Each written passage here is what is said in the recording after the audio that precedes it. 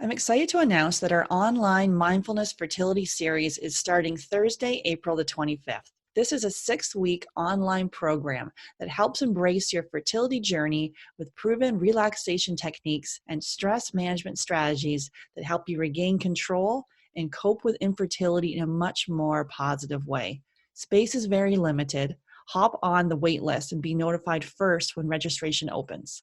This program is a must if you have an IUI or an IVF coming up and is essential for anyone trying to get pregnant naturally.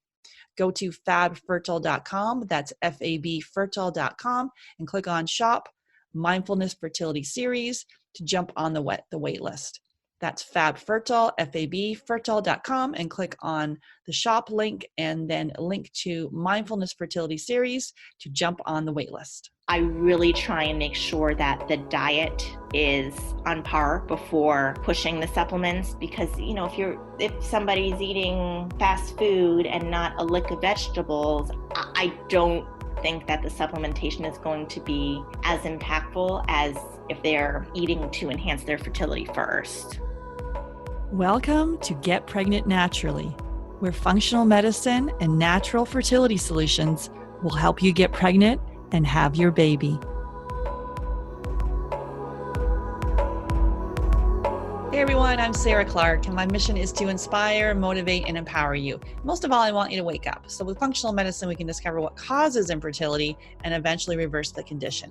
Today, I'm welcoming Lauren Manaker to the podcast, and we're digging into how to improve male factor infertility naturally. Lauren Manaker is a registered dietitian nutritionist and author of the book, Fueling Male Infertility, available on Amazon. She holds a bachelor's and master's degree in human nutrition and has been in practice for almost 20 years. She runs a virtual private practice at nutritionnowcounseling.com, focusing in infertility, preconception, and prenatal health, and manages her Instagram page at Lauren Manaker. That's Lauren, LAUREN, MANAKER_RDN. And before we jump into today's show, don't forget to hit the subscribe button on iTunes or wherever you're listening to this to make sure you never miss an episode. Hey, Lauren, welcome to the podcast. Excited to have you. Yes, thank you so much for having me. I'm so excited. Yeah, awesome. So I find that most people that come to do this work have their own journey as to how they came here. So if you could share with us how you came to this field. Yes. So I am a registered dietitian by trade, but even with my practice, I didn't realize how much nutrition and lifestyle play a role in people's fertility. My husband and I tried to become pregnant for about 4.5 years. And sadly, throughout that journey, it took me about 3.5 years to realize that we can play a bigger role in our success if we shape up our nutrition and lifestyle. So finally, we did become pregnant, and I now have an almost 4-year-old daughter, thankfully, which has been a lot of fun and a lot of learning to be working mom. But one thing that I did realize, which was very frustrating, was when we were exploring lifestyle and nutrition factors, it all seemed to fall on me.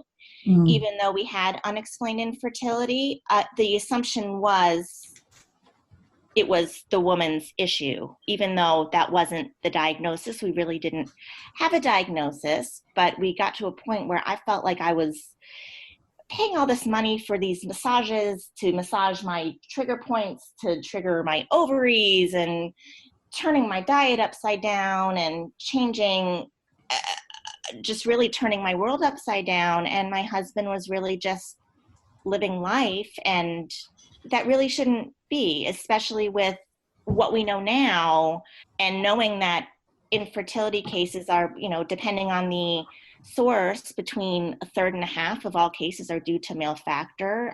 He really should have been playing a larger role in it, to no fault of his own. We didn't know at the time, but it motivated me to get the message out and support men who want to play a larger role in the fertility journey and not put the emotional burden on just the woman. Absolutely. Yeah, we typically work with couples that have female factor infertility, but yes, it's female factor, I think, is about 60%, male is 40%, like you alluded to. And it's even, I've seen, stats now saying it's more 50-50, but every time we would come in and we do the testing on we do functional testing, we do the testing on the woman, the man's over here saying, my sperm is fine. And then we would dig further with some testing on him. And it turns out there was lots of things that he could do, even though, he wasn't specifically having an issue. There's lots of things he could do to optimize his preconception health. And really, as I say, I started coaching women, and now we coach couples, because it takes two to tango on this journey, and to really optimize the health of both partners, and especially with unexplained infertility, which things can be messed. So yeah, definitely digging into that whole piece, and then sharing the whole experience, not just one person, as you say, turning their world upside down and making all these changes, and the other person's just going on, as normal, but not, and also there's an emotional piece there too, where men and women handle infertility differently. Sure, absolutely. Yeah, exactly. And that's why I chose the book route, because men aren't really that excited to talk to me about their sperm health and their diet. So, but they are a little more willing to read a book in private versus speaking to a woman about their sperm health. And one other thing I just wanted to add about the testing, which I really don't have data to back this up, but it really got me thinking that when we were going through our infertility journey for almost 5 years, I was getting tested all the time. And my husband got tested once. Mm-hmm.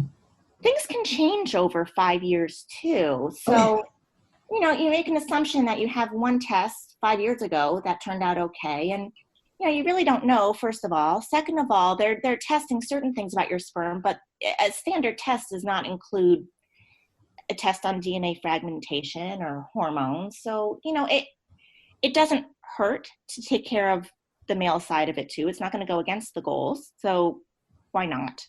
Exactly.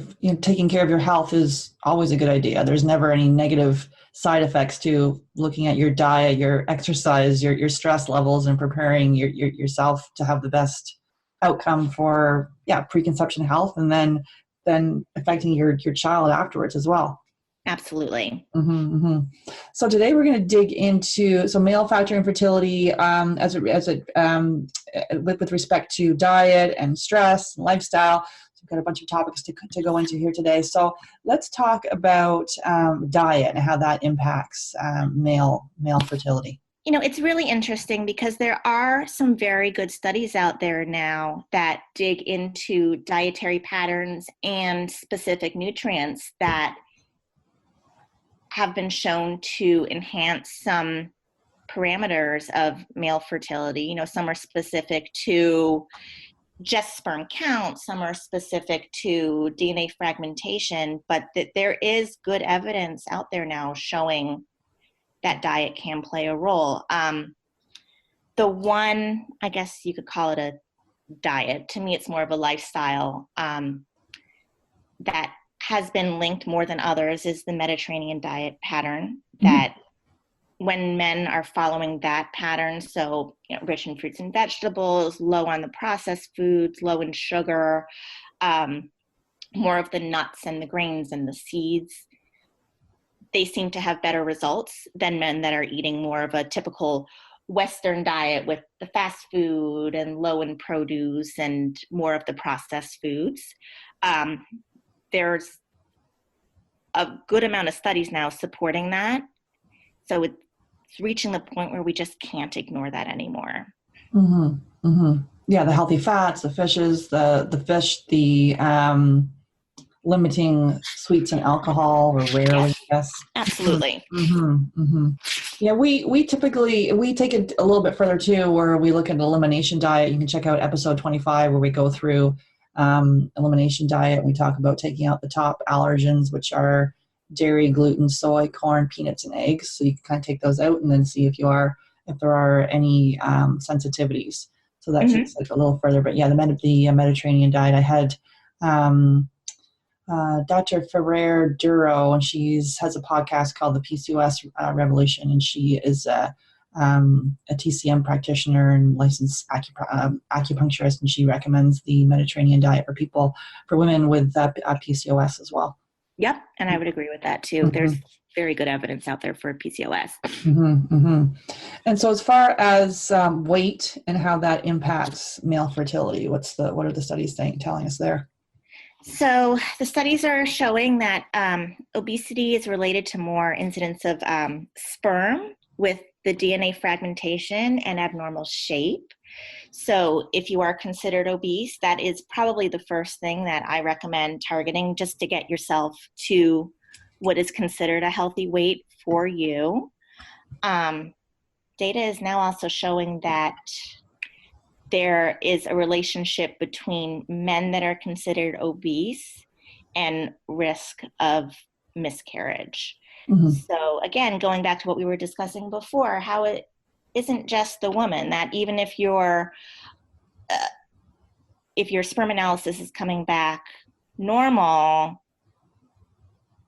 there is still risk associated with being obese, and men are still playing a role in the success of what the goals are. Yeah, so getting yourself to a healthy BMI. Absolutely. Anything else there you wanted to share on weight? Any strategies that you use with your clients? I find that when you incorporate being mindful of just trying to not put the weight on and following the Mediterranean diet, the weight tends to come off at a healthy rate. You don't want to drop 40 pounds in a week. That's just not healthy, and it's not sustainable. But incorporating the guidelines of the Mediterranean diet and some moderate exercise has helped a lot of men just bring their weight down to what is considered healthy for their goals. The next one we have is smoking, drug use, or marijuana, the impact on sperm. Like some of these I think we all intuitively know, but let's just go through it. Well, the marijuana is an interesting one because a lot of people have the defense that marijuana is natural. So it's now legalized in Canada. Absolutely, yeah. So, but first of all, it's hard to get data on this because it's hard to enroll men in a study saying we're going to give you marijuana that we're not sure if it's going to play a negative role in your health. So there isn't a ton of data on there, but there's no studies that are showing that smoking marijuana helps the situation. So if couples are struggling, I do think it's a good idea to stop. It's not going to enhance fertility success. Smoking is a hard no. Experts have made statements just saying that men should stop smoking if they do smoke tobacco cigarettes. So with both of those, the smoking cigarettes and smoking marijuana, I tend to just ask men to. And there's lots of different ways to work for smoking cessation, from the patch to laser hypnotherapy. Is there anything that do you have a go-to? I think, what's the name of that? He has a famous smoking cessation program, Alan something. I don't know. I can't remember now. I don't go that far. I just tell them to stop. Stop. And what about CBD oil? Every now in the whole wellness field, every last email I'm getting is talking about CBD oil. How does that impact? The research on CBD oil and male fertility is very limited. I have read studies conducted on animals, and the results have not been positive. Now, I normally don't love to base recommendations on studies conducted on animals because physiology is different, metabolism is different depending on the species of animals. It's not an apples to apples comparison to humans.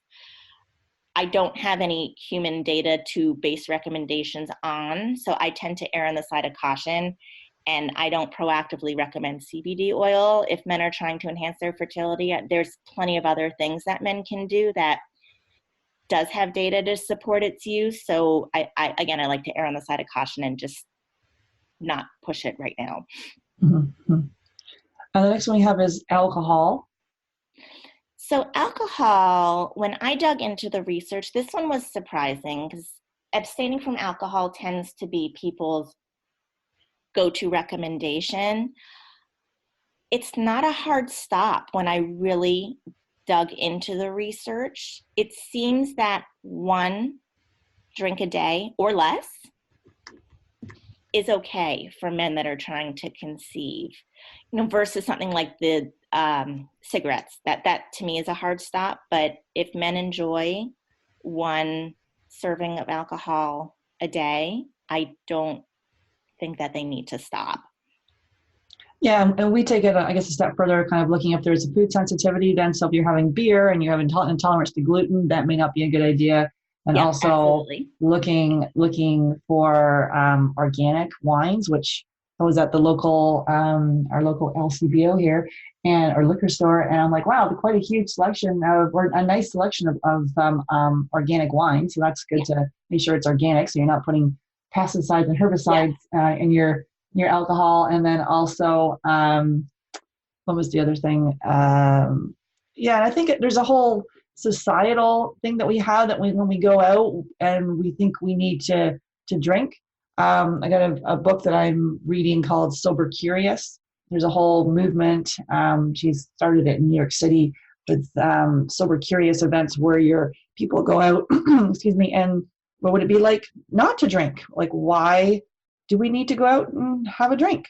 And her book was featured in Time under the mindfulness movement. So going out and being more mindful and wondering why we need to always imbibe. So I guess things to think about. But as you say, the research is saying one drink a day is fine. Yeah, but if men can abstain from alcohol, I think that's better. Mm-hmm.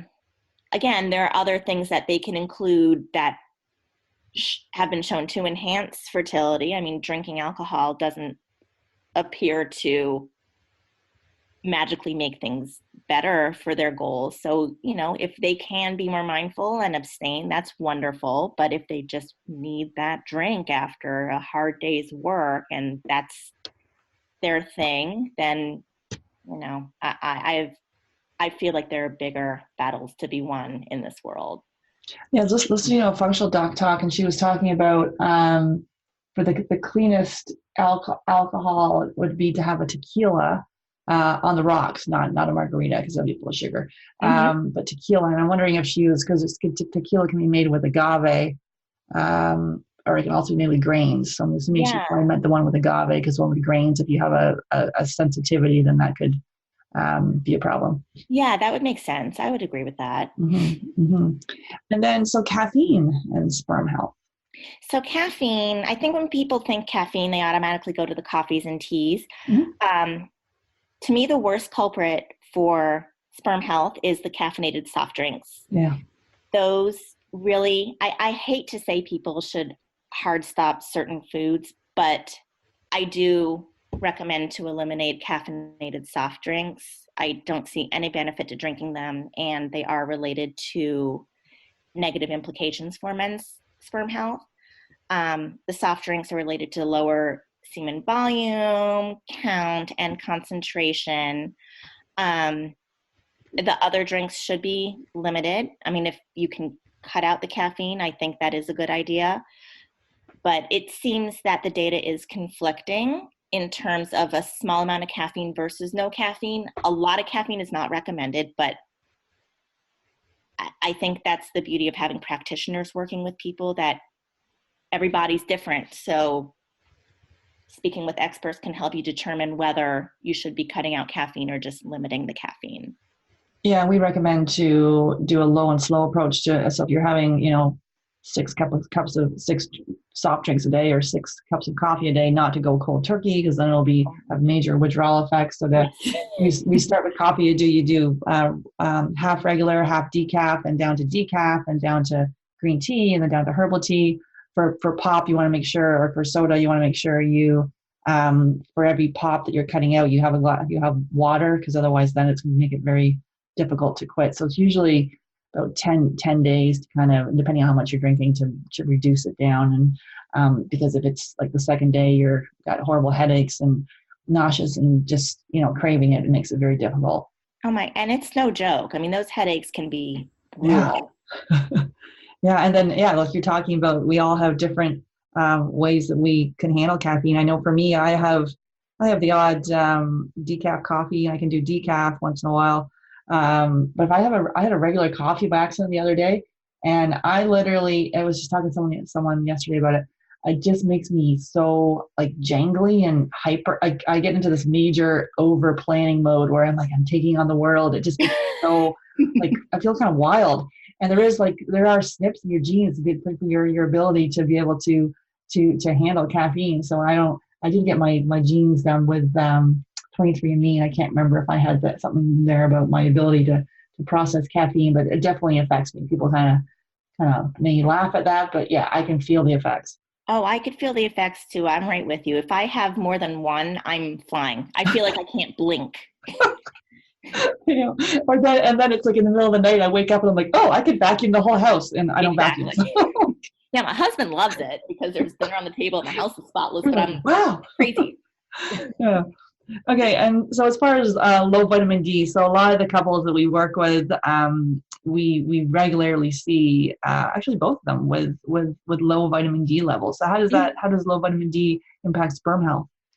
Low vitamin D has been shown to impact sperm health. So what I try and combat are the men that are automatically taking vitamin D supplements without a diagnosis of a vitamin D deficiency. Mm-hmm.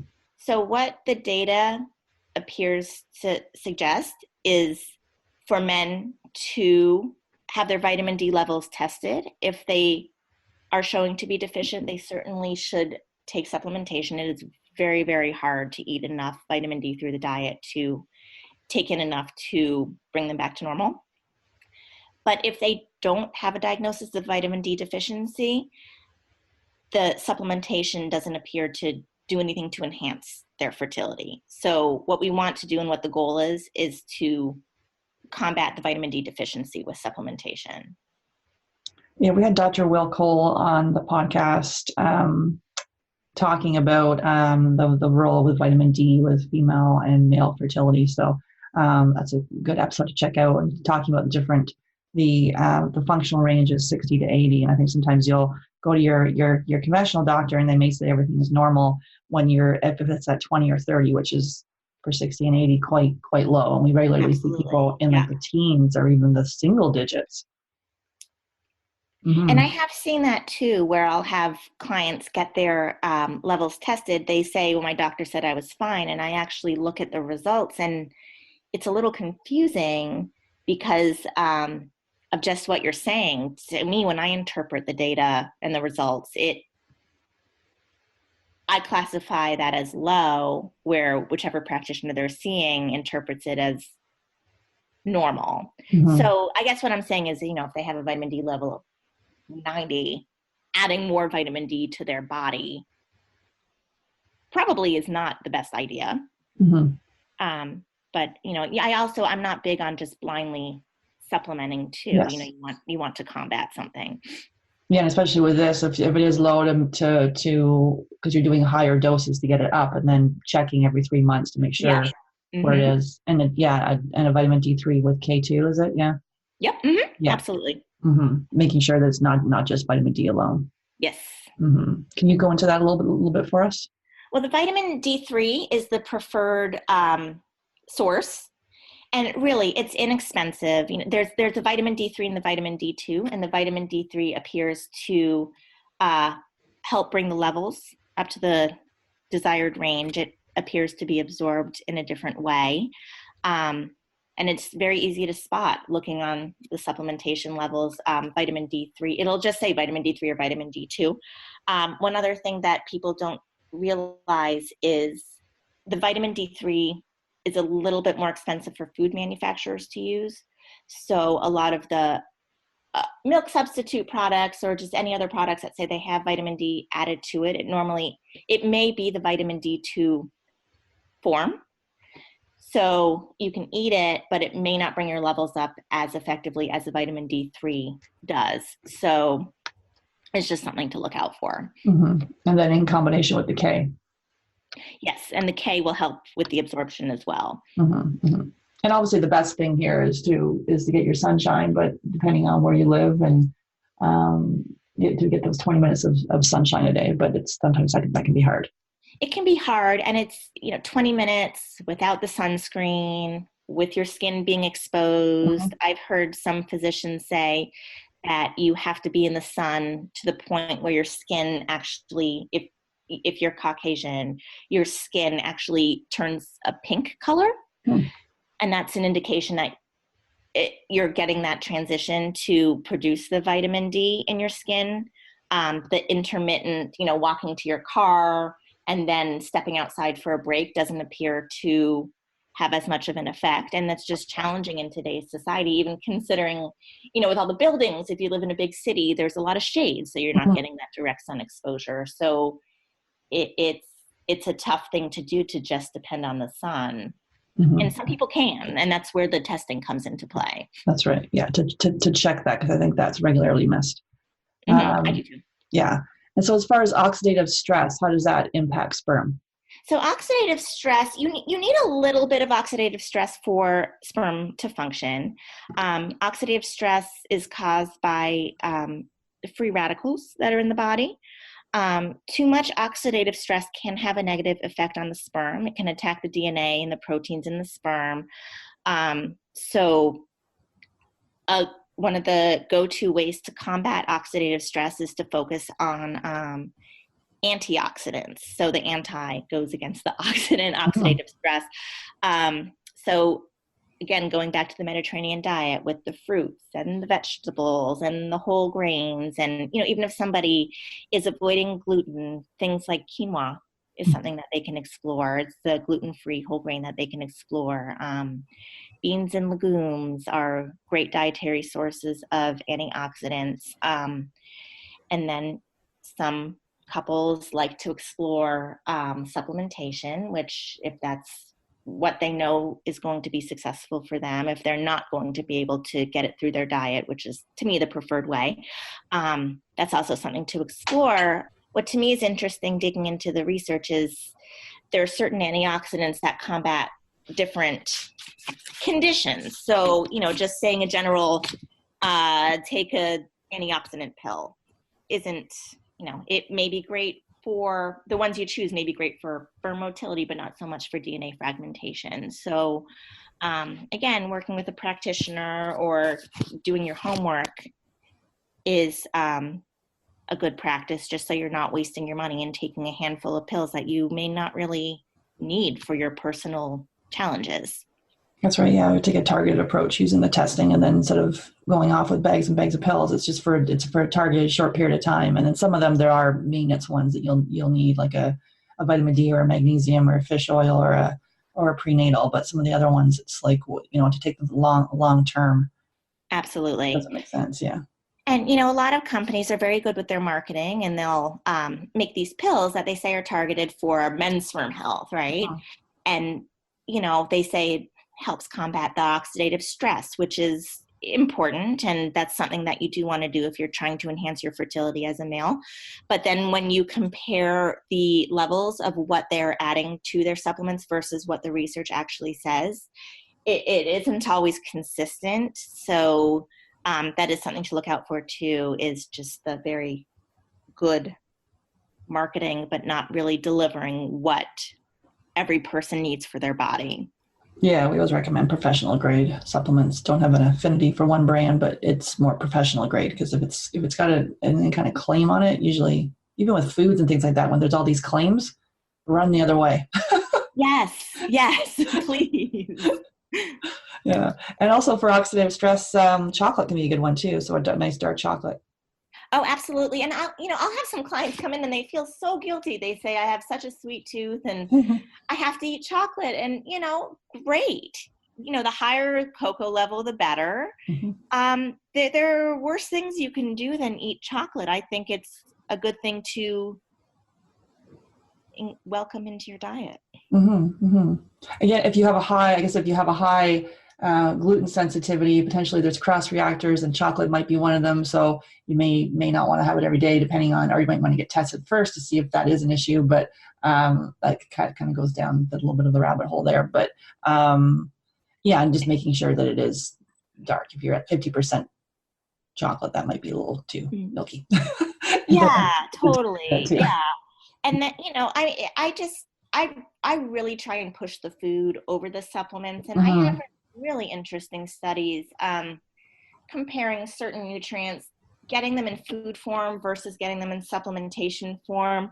One of them being lycopene, which is found in a lot of the naturally red or pink foods. I think the most popular one is tomatoes, and the cooked tomatoes actually are a better choice than the fresh tomatoes. But comparing daily intake of lycopene rich foods versus a cocktail of supplementation, the food actually showed better results in semen parameters versus the supplementation cocktail. So I just think that that's neat that you can, treat your food as medicine versus depending on these pills. And to me, eating cooked tomatoes is tastier than taking these pills. And it has been shown to have a positive result for these men. Yeah, and you can't out supplement a bad diet. It's like, wait, right, absolutely. Cheeseburgers and then all this stuff, hundreds of dollars in supplements. Well, the other thing is when you're incorporating these foods, my hope is that will replace the other foods that aren't really helping you out. If you're filling up on the fruits and vegetables, then hopefully you're not hungry for the empty calorie potato chips. So it's a win-win. Absolutely. Although I did have a small problem with potato chips last year. They were like organic and gluten-free. I'm like, what was happening? It was like I'd buy the bag on the Friday just as a little treat. And then next thing you know, it became, oh, we need to buy the bag on the Monday. And with the whole entire week, I'm like, okay, stop. So as of January, I'm like, no more potato chips. Now, if I have it, well, my little snack in the evening is a date. So, and it's funny because a lot of it is, when the snacking and things that we want, there's like an emotional thing or a boredom or maybe it's like a treat that you give yourself. So to kind of figure out, because sometimes you're not even hungry for it. Maybe, I know. Yeah, so just to kind of dig around into those sort of habits that we have and say to yourself, look, I just want to stop this for a little while. And then it's not to say you wouldn't have anything else and you can have something else in place of it. So it's not about suffering or deprivation. It's wait a minute, going just sort of looking at some of your habits and doing things differently.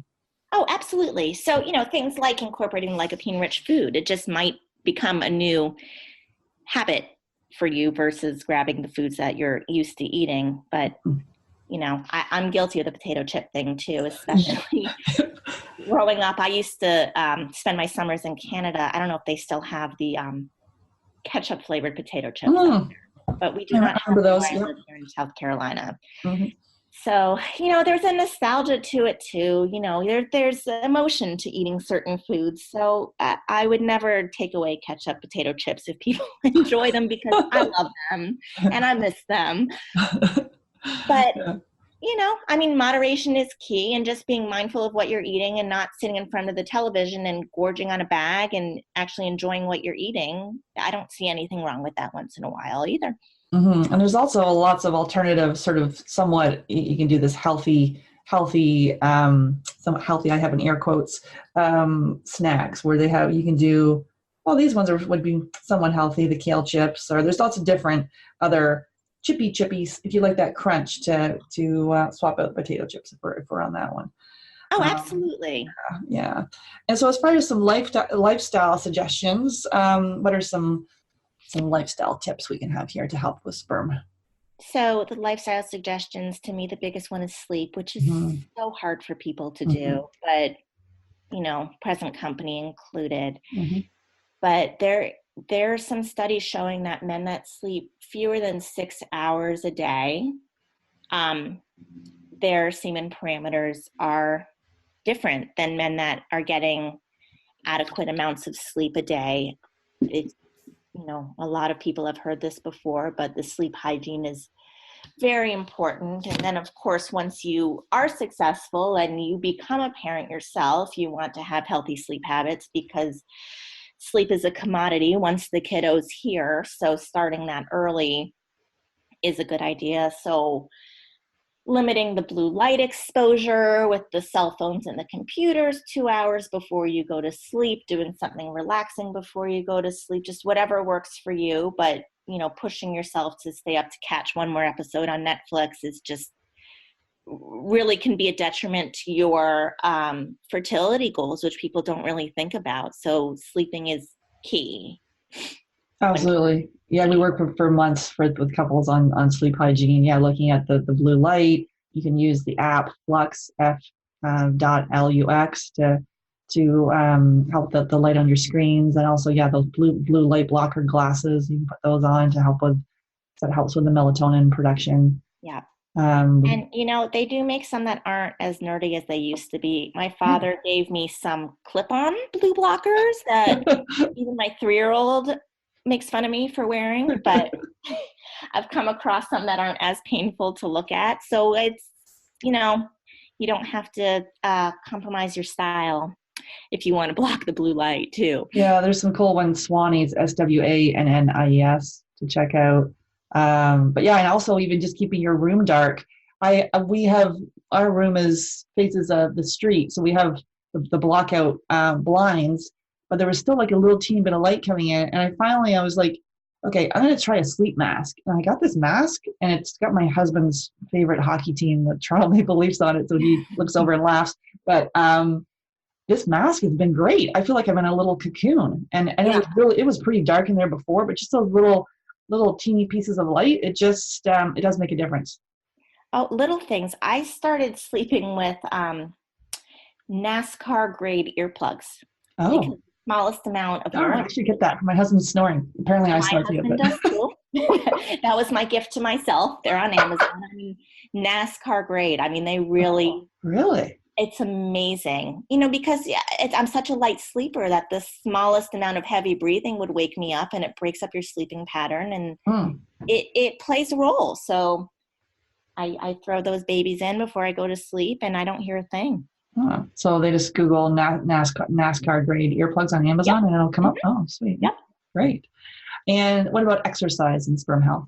So exercise, it certainly helps enhance male fertility. I just read a study that came out, a few weeks ago, comparing men's semen parameters and whether they have a sedentary job. So if they're sitting for 50% of the time or more, or sitting for 50% of the time or less while they're working, and the men that sat for more than half of the day, they had more DNA fragmentation in their sperm.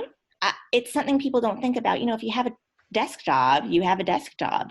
People don't really think about what they can do to get themselves moving, but small things do add up. So taking the stairs instead of taking the elevator, or just getting up and taking a lap, or standing versus sitting and just moving your body a little bit can help for certain people. Moderate exercise is usually recommended. So the hardcore weightlifting, or running a triathlon at this point, if men are trying to enhance their fertility, is not the best choice. More of the moderate exercise is recommended, definitely over not exercising at all. There are certain exercises that are better than others. Any exercise that increases body heat in the male area have been shown to not be the best choice. So things like cycling, or some say horseback riding, isn't the best choice. But things like swimming, great. Summer's around the corner, thank goodness. A light jog, great. Moderate weightlifting, great. So those are things that men can do. Yeah, so it's not about sitting on the couch with your feet up, nor is it training for the ultra marathon. It's in between, moderate exercise. And then, looking, as you say, to add in the climbing the stairs, or if you can get a standing desk, or even just setting the alarm on your phone to say every hour, get up and move. So you can try to get those, or you can do the Fitbit and get your 10,000 steps. So just kind of being aware of movement. Yes, you just don't want to be sitting all day. Mm-hmm. I walked into my husband's office. He has a desk job, and I took a video, and I'm dying to show it, but he would murder me. He got himself a desk bike. Really? And he sits there, and he's cycling along, and he's so impressed with himself. And I guess I should be impressed too, but it's just, you don't expect it when you walk in, but thinking about it, he is moving all day. Yeah. He's moving his feet. Yeah. I just don't know what clients say when they walk in to visit him, but each their own. So that's an option, I guess. Yeah, I was it. I was reading. Was like this guy did a challenge for, but I think he was trying to lose weight or his exercise for a year, and yeah, he decided that he would do all any kind of reading or work. It would be done on the treadmill. So he got a little stand while he was so everything would be done on the treadmill while he was walking. Yeah, I make fun. They're probably smarter than I am. It just is not what you expect when you go and see somebody when they're doing something like Oh that. It's yeah. a little jarring. Well, I had a massage the other day, and the masseuse said to me, "Oh, do you sleep on your back or on your side?" And then he was asking what I did for a living. I'm like, "Oh, well, I do a lot of studying." And I said, "Oh, I sleep on my side." He goes, "Well, that's just like sitting on a chair." And I'm like, "Oh yeah, sleeping on your side is like the chair." Mm-hmm. Yeah. That was interesting. I'm like, "Oh my goodness, I'm sitting all day long, and I get up and walk my dog and do stuff like that. But and then sleeping like I'm on a chair. So interesting." Yeah. No, it Um, is. yeah.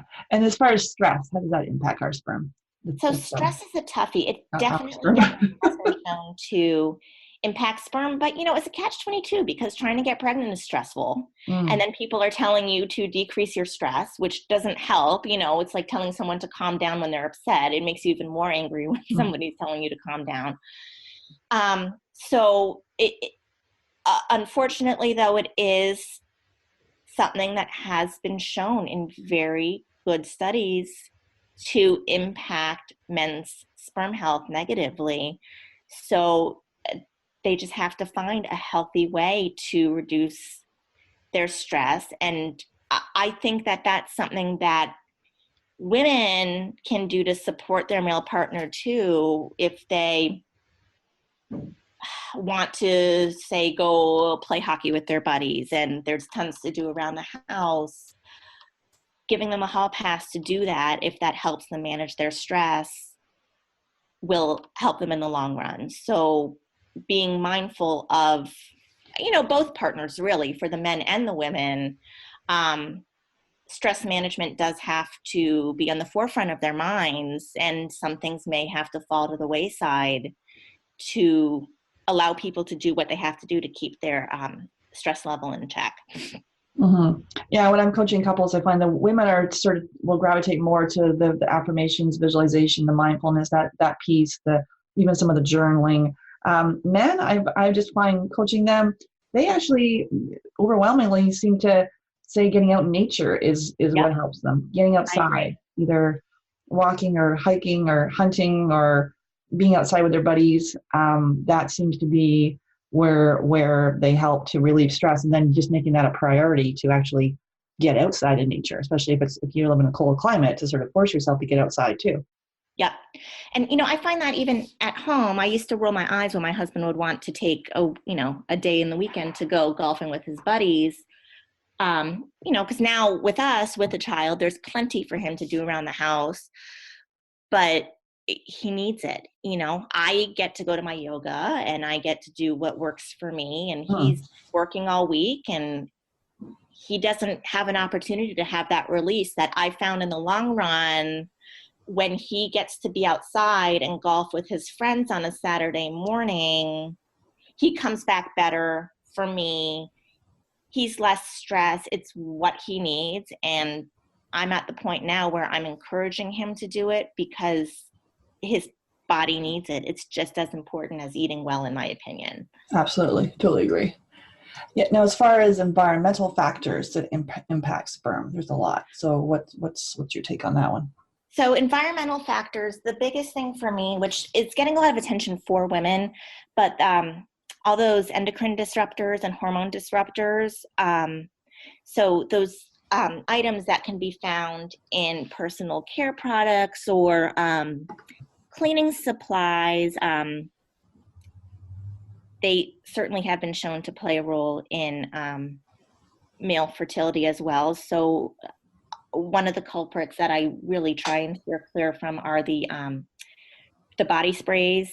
I think about those Axe body spray commercials. Mm. Um, it it has components in it that can affect men's hormone production. So just being cautious of what they're putting on their body, not only on their body, but in their body as well, is an important thing for them to do.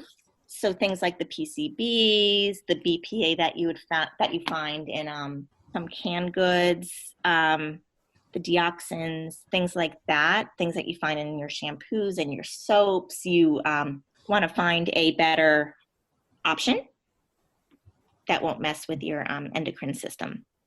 Mm-hmm. Yeah, we encourage couples to swap out their personal care and their cleaning chemicals to move to more natural options. You can go to the Skin Deep database, part of ewg.org, and you can actually check your current products to see where they rate. And it's not about throwing everything in the garbage. This is about as a product starts to finish, then you go on and get a different one.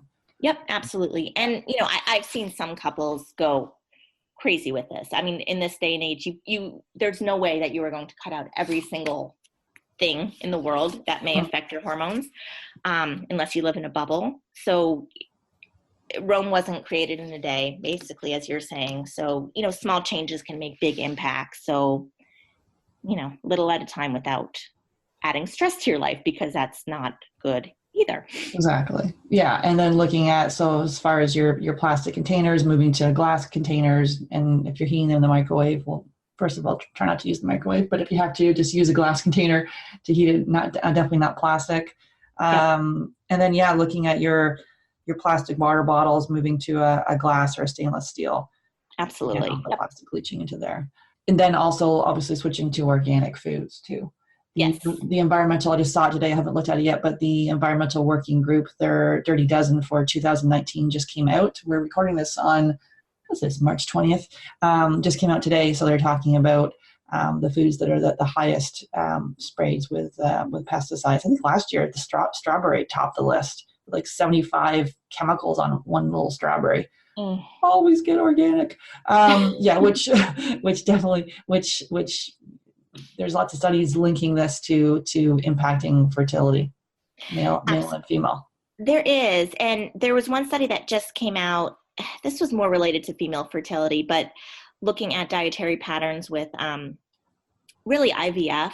But this was one of the few that really compared the organic versus the conventionally grown produce, among other factors. And they found that it played a very large role in the outcome of IVF. So I think it's going to start gaining a lot more attention than it has in the past in the research world too, which I think is important. And I see some people just turned off by organic because of the cost. And one thing that we do in this house of mine, this lovely house of mine, is we buy a lot of frozen, and we're kind of just used to it. So we buy the frozen organic strawberries and frozen organic blueberries, and it's probably half the price. You don't have to worry about it going bad if you don't get around to eating it within a few days. And that's, we'll actually eat it frozen in the summertime, and just, it's like eating ice cream, basically. We'll eat our frozen cherries outside. And I love cherries, yeah. We do too. So it's a great cost saver. It also stays longer, and that's a nice way to combat the concern of the cost of organic versus conventionally grown produce. Mm-hmm. And then, we get an organic box as well. A lot of you can get. Before I was part of a co-op, so I'd get four watermelons would come. When it was watermelon season, I had 20 watermelons in the house, and we were overrun by them. And now I have an organic box where I just basically get the local veggies that are ready, veggies and fruits. So that's a good option. And there's a lot of those available now in most areas of deliver right to your house, and that supports local farms. But if you're our food's being sprayed with glyphosate, which is a herbicide linked to infertility and a whole sort of other health conditions, and if they're out there in a Tyvek suit with a respirator spraying our food, what are we doing eating it? It makes no sense. Right. Absolutely. Yeah, and it is impact. The fact that before male infertility rates are now at 50-50 for male and female, and I had Dr. Tom O'Brien on the podcast, and he's a world-renowned expert in gluten. He was talking about it potential for it to get even worse because these environmental toxins are so harmful for male sperm. Yeah, I think it's going to start getting more and more attention as more research comes out, which is a good thing. Absolutely. Okay, and then so for supplements, what are some supplements that you can recommend for sperm health? So I think a biggie is coenzyme Q10. That seems to be a go-to that a lot of people go to. I don't know. I could have said that a lot more eloquently. One thing that I like to note is when you're looking, again, back to those very fancy marketing male fertility supplements, and they say that they have coenzyme Q10 in it. The research that I have read, you have to take a minimum of 150 milligrams for it to play an effect. And some of these supplements have like 20 milligrams, which to me is just an opportunity for them to say that they have the coenzyme Q10, but it's not really making a huge difference in men's sperm health. You do want to look for a minimum of 150 milligrams if you are going to choose the coenzyme Q10. That's also an interesting one to me because, again, digging into the research, dietary coenzyme Q10 doesn't appear to play a huge role in male fertility parameters, but the supplementation does. And it's probably because you are getting hopefully at least 150 milligrams in a day. So you're getting a higher amount into your body. So it's going to play more of a role. Back to the vitamin D, but in the vitamin D2 form with the K2, if you do have a deficiency, if men are open to just getting a micronutrient panel done, I think that's a great idea, and then supplement accordingly. I believe I mentioned before that different fertility challenges call for different supplementation protocols, but some nutrients show up in a lot of the protocols. So the vitamin E, the vitamin C, the selenium, and the zinc seem to be the biggies that you see over and over again as well. But I really try and make sure that the diet is on par before pushing the supplements, because if somebody's eating fast food and not a lick of vegetables, I don't think that the supplementation is going to be as impactful as if they're eating to enhance their fertility first. Absolutely. And then folate? Folate, yes, that's another one that has been studied for certain conditions. I recommend the folate instead of the folic acid, especially for men.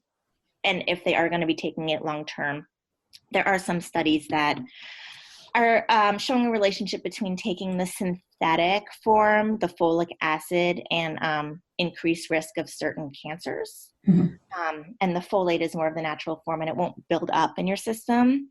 So it is a little bit more of a cost, but to me it's worth it. So I would choose the supplements that contain folate versus folic acid. Yeah, especially if you have the MTHFR gene, which is it like 60%, is it 40% or 60% of the population have that? And people don't know, and it's not going to hurt you if you don't have it and you're taking the folate. So I just think it's a good rule of thumb all around to choose the folate form versus folic acid. Yeah, and that's what you have those foods that are saying folic acid, added, run the other way. Exactly. Yeah. Yeah. And then omegas too. Yes, the omegas. There are some very good studies relating low mercury seafood intake. Actually, they don't even distinguish between the low mercury. It's fish and seafood intake and improve sperm parameters. So that's a great dietary source. If men will eat fish or seafood twice a week, that's something that I often recommend. What's amazing to me is probably once a week when I mention fish or seafood, a client will automatically say, I don't like salmon. And there's plenty of other choices than salmon. I don't know why people automatically think salmon when I talk about fish or seafood. Yeah, that's true. But salmon it has a distinct taste, and not everybody likes it, and that's okay. So, finding what you like and seasoning, it's great choice to incorporate into the diet. There's some studies now showing how incorporating certain nuts, the walnuts and the hazelnuts and the almonds daily, which are another source of omegas, have enhanced all male fertility parameters. So the sperm count, motility, morphology. So that's something for men to explore. Certainly they can explore supplementation as well. If they are, I would look for DHA and EPA. I would make sure that it is from a reputable company. I think you get what you pay for. You don't want to take a supplement that's loaded with mercury, and you're getting what you are hoping to get in your supplement. So those are all great options for men to incorporate the healthy fats into their diet. Yeah, a lot of times with supplements, they can have top allergens, they can have fillers, chemicals, and if you're intolerant to a certain food, a lot of times there's soy, which is not recommended for male fertility or for female fertility either. So a lot of the supplements can have stuff that's not really good for your health. Yes.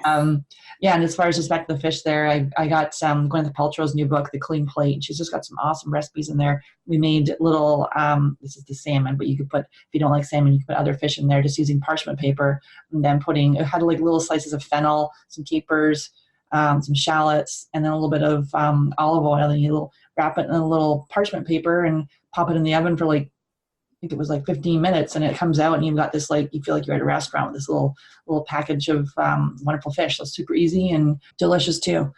So, and no mess. No mess. Very minimal mess, exactly. Which is lovely. Yeah. And so as far as some suggestions specifically for low sperm count, motility, and morphology, anything you can specifically point to there? I think for all of them, the first thing is maintaining a healthy weight and following the Mediterranean style diet are a reasonable first step for all of them. Mm-hmm. That seems to be across the board a great choice. And then there was a really interesting study that came out where men were eating 60 grams of a combination of hazelnuts, walnuts, and almonds a day. And it targeted all of those parameters as well. So that would be a good starting point for all of them. And then for each one specifically, just digging deeper into what they're already doing and just incorporating them into their diet. Some just kind of random things that I found in my research. For the low sperm count, if a man is drinking dairy milk, which I know a lot of people are cutting out, but if they are a dairy drinker, they actually want to choose the skim milk, which is kind of opposite of what you're hearing all around. But the full fat milk has been shown to really not help enhance men's sperm count. So that's something that they want to look into there. For the sperm motility, choosing the foods that are rich in beta carotene and lutein is a really good choice for those men. So things like egg yolks or carrots. The beta carotene is found in a lot of the foods that are naturally orange in color. So incorporating those foods is a great idea for those men. So the lycopene is a great choice. So there's lots of easy things that they can implement without having to break the bank and flip their whole world upside down. Mm-hmm. So looking at the Mediterranean diet, looking at getting your weight in a healthy BMI or healthy range. With dairy, we always recommend doing that elimination diet, seeing if you are intolerant to it, and then making sure it's organic. So it's interesting about the skim milk, because that's contraindicated to the Nurses' Health study, who said for female fertility to not have skim milk, and they said to have full fat dairy, which again, we make sure that you're not intolerant to dairy, because a large percentage of people that when we do the food sensitivity test, find out that they are intolerant to dairy. And then with the beta carotene, with the egg yolks, again, another top allergen. But a lot of people are more intolerant to the egg white rather than the yolk. So the yolk's got tons of awesome nutrients in there. Some great tips there. And as far as anything you're obsessed with right now, anything you're loving as far as a book, a website, an app, anything you want to recommend? I actually wrote a book that came out in January. It is called Fueling Male Fertility, and it's available on Amazon. It started out as a small ebook that I was going to provide for my clients. And I, as a dietitian, didn't realize how much research was out there regarding male fertility, because it's just not discussed as much as female. But I had enough content that I realized that I could actually publish a book about the topic. It is all evidence-based. Everything is cited. People can read the full studies if they want to. And I broke it down by specific foods or nutrients, and at the end I have a cheat sheet broken down by condition. So if a man is struggling with low sperm count, I have bullets on different things that he can implement in his diet to help combat that challenge. So it's been well received. It's an easy read, and it's been pretty exciting to help give couples a resource focused on men, because most are focusing on the female side of it. And I'm just trying so hard to change that mindset so couples can work on this together instead of having the woman feel like she's carrying the weight on her shoulders. Absolutely. Yeah, definitely check that book out. I've read it. It's awesome. It's got some really good, to say, the literature and the research and the studies all behind it, and then some really good tips, some of the things we talked about today. And Lauren digs deeper in as well in the book to go over that for male factor infertility. And is there a success story you'd like to share with us? Well, I'm assuming that it's a success story. I've worked with some couples where the men are actually willing to talk to me and listen to me. So working with couples together, I have seen better results in those couples than when just the woman is willing to make the changes. Yes. And it makes it easier too when both couples are on board and they're both happy to make a point to eat more fish for dinner and make a point to incorporate more vegetables with their breakfast. It becomes a team approach, and amazingly, they seem to have great success. Mm-hmm. Absolutely. We find the same thing working together, because it just really builds the strong bond for like happy, healthy parents, and then child, and then going into your future as well. So really, because also, dealing with infertility, there's also a lot of emotional side of things, and men and women will deal with things differently. So being able to get on the same page and talk about what may be going on for people. So it's important. So absolutely. Yeah. So definitely check out the book, Fueling Male Fertility. It's available on Amazon, so you can check that out. And thank you so much for coming on the podcast today and sharing your words of wisdom on this really important topic. Thank you. This was fun. Thank you for having me. Awesome. I'm excited to announce that our online Mindfulness Fertility Series is starting Thursday, April the 25th. This is a 6-week online program that helps embrace your fertility journey with proven relaxation techniques and stress management strategies that help you regain control and cope with infertility in a much more positive way. Space is very limited. Hop on the wait list and be notified first when registration opens. This program is a must if you have an IUI or an IVF coming up, and is essential for anyone trying to get pregnant naturally. Go to fabfertile.com, that's fabfertile.com, and click on Shop Mindfulness Fertility Series to jump on the wait list. That's fabfertile, fabfertile.com, and click on the shop link, and then link to Mindfulness Fertility Series to jump on the wait list. Thank you for listening to Get Pregnant Naturally. Seriously, it means the world to me that you're here. Make sure you hit the subscribe button so you can be notified of upcoming episodes. I'm excited to offer you a special gift. If you're a U.S. resident, text FERTILE to 345-345. You'll be prompted to enter your email address, and you'll receive our fertility yoga download. In this 20-minute intro video, we focus on a calming and peaceful practice to connect back to your heart.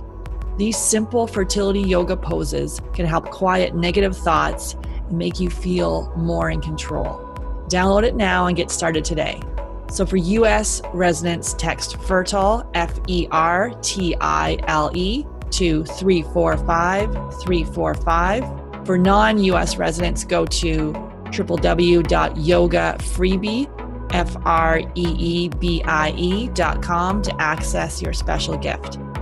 That's www.yogafreebie.com to access the free fertility yoga download. And I love this quote by Dr. Mark Hyman, Medical Director of the Cleveland Clinic Center for Functional Medicine and Chairman of the Institute for Functional Medicine. Functional medicine is medicine by cause, not by symptom. Functional medicine practitioners don't in fact treat disease. We treat your body's ecosystem. We get rid of the bad stuff, put in the good stuff, and because your body is an intelligent system, it does the rest. Thanks for listening. Until next time.